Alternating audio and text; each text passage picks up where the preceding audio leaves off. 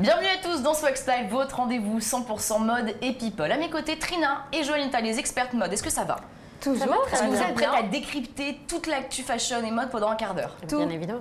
Bon alors on regarde le programme, on aura le top flop de Trina sur Red Carpet, sur le Red Carpet de la soirée de l'âme phare à Milan. Dans Swag ou pas Swag, on fera un tour rapide de l'actualité des stars dans la mode. On parlera notamment de Romeo Beckham et du dernier shooting de Cara Delevingne. Juanita, elle, vous parlera des tenues de stars entre deux défilés de la Fashion Week de Milan et de Paris, juste avant le fashion shopping de Trina. Trina, vous allez nous expliquer comment porter le poncho, car oui, il fait son retour dans vos dressing cet hiver. Et puis comme d'habitude, en fin d'émission, vous découvrirez les confidences de Karlie Kloss. Mais avant, on commence Swag Style par l'image de la semaine.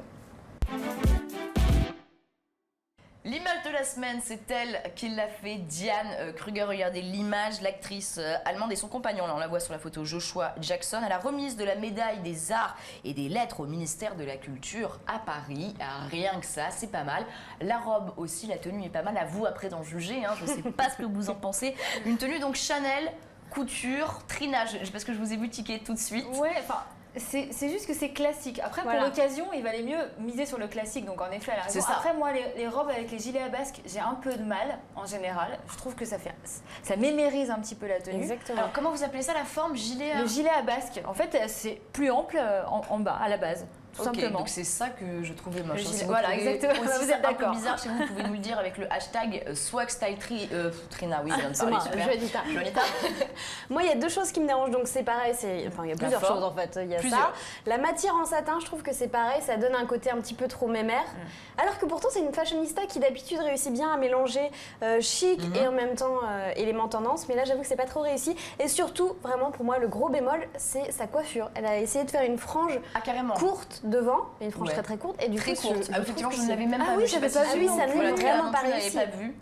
Donc vous, c'est sa coupe qui vous interpelle, c'est ses cheveux. C'est l'ensemble. Elle aurait pu faire mieux. Elle fait tellement mieux souvent. Ouais, c'est là en fait, c'est ça en fait qui me gêne, c'est que d'habitude elle fait beaucoup mieux. Donc pour Trina, c'est un problème de coupe. Pour Juanita, c'est un problème de coupe et de matière et de cheveux et de tout. 38 ans, on le rappelle, l'actrice. Je voulais le dire, je sais pas pourquoi. Voilà, je vous le place. On va enchaîner avec le top flop de Trina justement à la soirée de l'âme phare à Milan. On regarde ça tout de suite. En marge de la Fashion Week de Milan, s'est tenue la soirée caritative de l'âme phare. Trina, qu'est-ce que vous avez trouvé sur le Red Carpet? Alors, j'ai trouvé un top et un, on va dire, demi-flop. C'est pas un gros flop non plus, mais c'est pas un top non plus, donc demi-flop. D'ailleurs, on va commencer par ça, vous allez comprendre. C'est l'actrice et mannequin Morane Attias. Alors elle nous a quand même habitués à mieux sur Red Carpet. C'est une robe longue noire légèrement fendue signée Emilio Pucci. On ne le voit pas sur les photos, mais la robe elle est ouverte dans le dos. Alors bon, c'est pas que c'est pas beau, mais c'est un peu trop classique pour du Red Carpet. Vous le voyez peut-être pas correctement chez vous, mais au niveau de l'aisselle, on le voit très bien. La coupe elle est un peu trop grande, je pense, la robe. Oui, c'est ça en fait. On dirait qu'il n'y a pas trop de forme. Elle n'est pas du tout cintrée. Elle est un peu froncée par là parce qu'elle est tenue avec une espèce de pince. Mais c'est vraiment pas mise en valeur. C'est pas très élégant. C'est pas très élégant et sur Red Carpet, on s'atendait quand même à mieux de sa part. Je pense que Juanita est d'accord. C'est très simple et ça la met pas en... Elle aurait pu faire simple et plus serré, par exemple. Et ça ne la met pas bien en valeur. Voilà, et on va vraiment voir ce qui n'allait pas sur cette photo-là. On voit tout à travers. Alors, en fait, la règle principale, numéro 1 pour les stars sur Red Carpet, c'est de toujours se tester soi-même en se prenant en photo avec le flash de son téléphone portable. Elles font tout ça pour voir justement à quel point c'est transparent avec les flashs des photos. Voilà, avec ça, elle porte des escarpins noirs et dorés de chez Casadei. Donc, les escarpins, ça va. Et une pochette Zagliani, plus précisément le modèle Vanity Cube. Et si vous le voulez chez vous, il va falloir sortir l'argent, 6 960 €, rien que la pochette. Donc je vous explique le prix de la robe. C'est quand même... Ouais, ça fait mal. Bon, donc voilà. Vous avez dit demi-flop, mais ça ressemble quand même à un flop. C'est plus un flop, mais bon, c'est pas le pire du pire. Voilà. Bon, alors on va dire le pire du pire. Est-ce qu'on peut voir le mieux du mieux? Ah ouais, le top du top du top.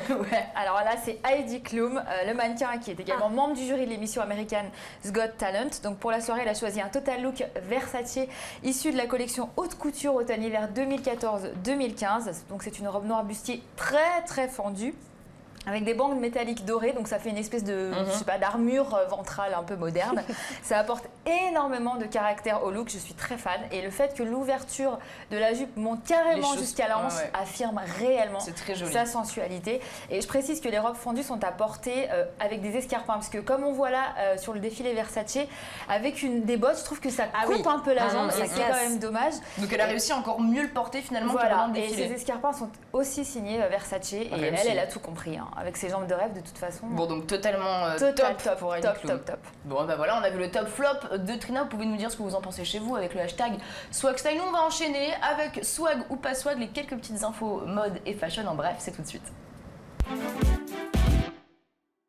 Voici les infos qui ont retenu notre attention. Attention, alors on commence avec Romeo Beckham. Regardez l'image, vous savez, c'est l'un des fils de la famille Beckham, très glamour. Il a 12 ans et il rempile pour une campagne de pub Burberry, parce que c'est pas la première. Qu'est-ce que vous en pensez? Est-ce que c'est swag ou pas swag? C'est swag, il est adorable. Après, ça peut être choquant de voir des enfants mannequins, mais bon, il n'y a pas que chez les Beckham qu'il y en a. Il n'y a pas que chez les Beckham, mais c'est vrai que c'est un peu la machine Beckham. Il a une petite tête adorable, il est magnifique, je trouve. Ah bah c'est le fils Beckham. Il ressemble énormément à son père d'ailleurs, je trouve. Ça fait longtemps qu'il est chez Burberry, c'est pas pour rien en même temps. Moi, je trouve que c'est très très swag aussi. Il n'est pas trop jeune non plus, il a pas 4 ans, donc il n'y a rien de choquant. Non, moi je trouve rien de choquant, info swag donc pour Romeo Beckham. On va regarder l'image qui nous a fait rire. Vous reconnaissez Jared Leto, il est sur le plateau d'Hélène DeGeneres avec son super show éponyme. Et il reçoit des cadeaux pour aller à la plage. Moi je voudrais qu'on s'arrête sur la banane. Car la banane, figurez-vous, mesdames et messieurs, risque de revenir à la mode. On en reparlera, je vous le promets, dans SwagStyle. Swag ou pas swag? On parle du retour depuis quelques temps, mais je pense que on a du mal tous à sauter le pas. Avant la banane. Voilà, parce super. Elle était facile. Swag ou pas swag pour cette banane? Pas swag. Pas swag. Ok, on va se rattraper avec le nouveau shooting de Cara Delevingne. Regardez, à moitié nu, enfin nu d'ailleurs, mais on ne voit rien. Pour John Hardy, collection automne-hiver. Moi j'adore, mais en même temps j'adore Cara Delevingne. Swag ou pas swag les filles? Moi je trouve ça très très swag parce que ça a rien de vulgaire. Ça met en valeur les... Swag parce que rien de vulgaire. Oui, parce qu'elle est nue, mais en même temps... Trina.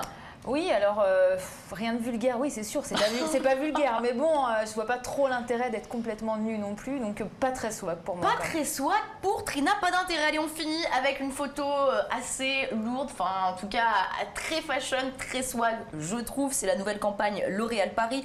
Sur l'image, vous voyez Blake Lively, Zoé Saldana, Jane Fonda, Laetitia Casta, je vais y arriver, Julianne Moore, bref, beaucoup de stars. Est-ce que c'est swag, s'il vous plaît, pour le coup? Bien sûr, totalement swag. Bon, ça va, on est d'accord sur ce swag. On va continuer à parler mode et on va parler même street mode parce qu'on va aller dans les rues pour voir les street looks. On regarde ça tout de suite. La Fashion Week suit son cours. Ça a commencé à New York, puis après à Londres, à Milan. Elle est arrivée à Paris ce mardi 23 septembre. Joanita, comment ça se passe au niveau de nos stars préférées? Elles sont habillées comment? Elles sont toujours trop bien habillées. Enfin, pas tout le temps en même temps, je m'enflamme un petit peu.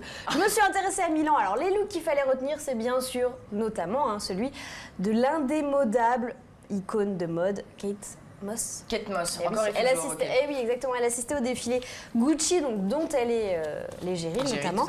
Et alors, elle a réussi à magnifier une petite robe noire pourtant basique avec un trench coat de la marque Florentine à imprimer python, parce que de toute façon, l'imprimé animalier, que ce soit python, que ce soit léopard, que ce soit tigre, eh bien c'est la tendance phare. Exactement, c'est la tendance phare de cet automne. On n'hésite pas, elle porte donc sa tenue avec des petits escarpins noirs.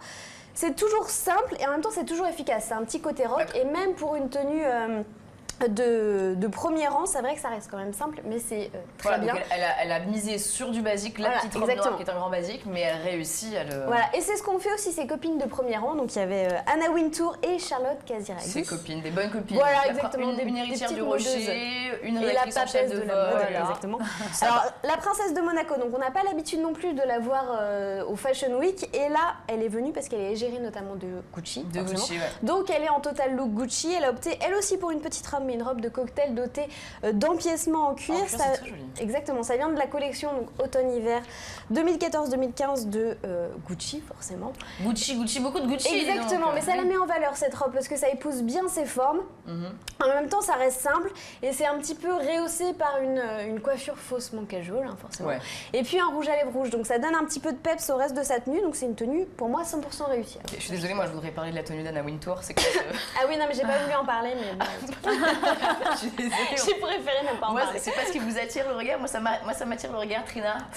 France, la tenue d'Anna Wintour, ah non, moi, ça me fait mal aux yeux. Ouais, ça me fait mal un peu. Là, je préfère vraiment le fait de sublimer la robe noire par un trench imprimé sur Kate Moss parce que c'est trop classique. Et sur Charlotte Casiraghi, qu'est-ce que vous en pensez? Trop classique. Donc, on met en fait Anna Wintour, peut-être un peu trop excentrique. Ah oui. Charlotte Casiraghi, je vais y arriver, peut-être un peu trop casual. Et au milieu, on a une Kate Moss bien. Qui s'impose.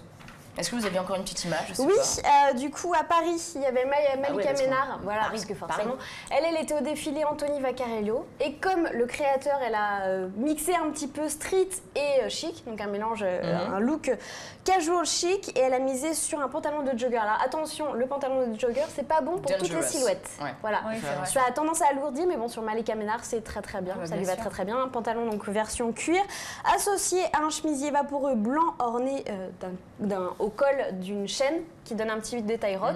Et le côté plus chic et plus sexy, ce sont les escarpins transparents avec les talons vertigineux. Bon, donc définitivement, il faut opter pour un style casual. En tout cas, les stars optent pour un style casual qui remix au bout du jour pour un petit mélange de style en fait. Au Fashion Week. On va continuer de parler de mode d'un côté, c'est une émission dédiée à ça, on est dans Swag Style, mais on va voir comment s'habiller comme les stars avec Trina. On regarde ça dans le Fashion Shopping.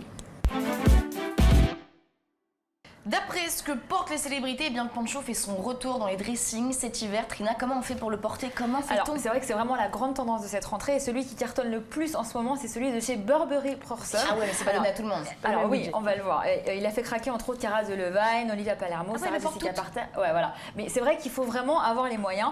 Le poncho, en fait, peu importe la marque, c'est le manteau parfait pour la mi-saison puisque ça donne du style sans trop faire d'efforts et ça tient quand même chaud. Et nous, les femmes, on aime être emmitouflées. Il existe des centaines d'imprimés. On a folk, ethnique, gypsy, coloré, uni, à carreaux, british, tout ce que vous voulez. Tout faire. Voilà, on peut tout faire et ça se porte avec vraiment n'importe quel look. Tout est bon bien dans le poncho. Voilà, exactement. Avec un pantalon, un jean, une jupe, une robe pull, des bottes, des baskets, tout ce que vous voulez. Et j'ai trouvé un poncho imprimé pied de poule chez Esprit à 99 €. Il est magnifique, je trouve. Et en plus, l'imprimé pied de poule, c'est vraiment une valeur sûre comme on l'a vu dans un précédent sobre et classe. Ouais. Voilà, et le must, j'ai trouvé un site entièrement consacré au poncho. Ça va faire plaisir aux fans, voilà. www.ponchogalerie avec un y.com. Ils sont tous 100% cachemire, ils sont fabriqués avec la laine des chèvres de Mongolie et c'est vraiment la meilleure des laines. Là, les poils longs et ultra doux, donc il y en a pour tous les goûts. Il faut compter en moyenne 200 € pour un poncho. Vous allez me dire c'est beaucoup, mais c'est du cachemire. Et croyez-moi, si vous achetez un poncho en cachemire, vous le garderez toute votre vie. Au moins, vous êtes sûr que ça ne bougera pas. Bon, si voilà, jamais c'est plus tendance, ça c'était le mot de la fashion, du fashion shopping. Donc vous savez maintenant, Juanita, Trina, chez vous, le poncho, c'est génial. Le poncho, c'est à la mode. J'étais pas totalement persuadée en fait en début d'émission. Bon, on va continuer. On vous a promis des confidences de Karlie Kloss car elle est devenue la nouvelle égérie L'Oréal Paris. Rien que ça, je vous propose de l'écouter. C'est tout de suite, c'est dans l'Interview Express. And then when I was 15, I started this job, so I had more mascara applied to my poor eyelashes than any human being alive. Try to find beauty in everything, learning new things, people that I meet, art, music, this city. We're worth it. I have waited my whole life to say, because I'm worth it. Slogan that's been around for longer than I've been alive. When I was 6 years old, I remember I was like, because you're worth it. Parce que je le vaux bien. Bon, voilà, elle a rêvé de le dire, fallait que je vous le fasse. C'est moins glamour sur vous quand même. Ouais, ok, c'est vachement moins glamour. Bah évidemment, parce que figurez-vous qu'entre 2013 et 2014, Karlie Kloss, elle a gagné 4 millions de dollars. Elle est rentrée dans le top 10 des mannequins les plus bankable au monde. Elle a 22 ans. Bon, ok, maintenant on va parler de cette interview qu'on a vue. Elle est pas trop mignonne. Moi, je suis fan en fait, c'est pour ça. Alors, moi, elle m'énerve. Allez, clash. Elle a des jambes interminables. Elle a un visage vraiment atypique pour le coup, je trouve. Elle a fait Harvard et en plus elle a fondé sa propre marque de cookies, Karlie's Cookies, qui prouve qu'elle est une excellente cuisinière. Cette femme a tout pour elle, ça m'énerve. Elle a tout pour plaire et en plus maintenant elle peut dire je le vaux bien. Oh, ça craint. Bon, Juanita, vous aimez bien? Je suis complètement d'accord. Je valide. Elle vous énerve ou vous aimez bien? Bah du coup elle m'énerve bien. Oh là là, les jalouses tout de suite. Bon bah voilà, ce sera le mot de la fin de ce Swag Style jalouse de Karlie Kloss pour L'Oréal Paris. C'est la fin de cette émission. Merci de l'avoir suivi. Restez sur Non-Stop People dans un instant. Retour de l'actualité. Puis n'oubliez pas, restez swag.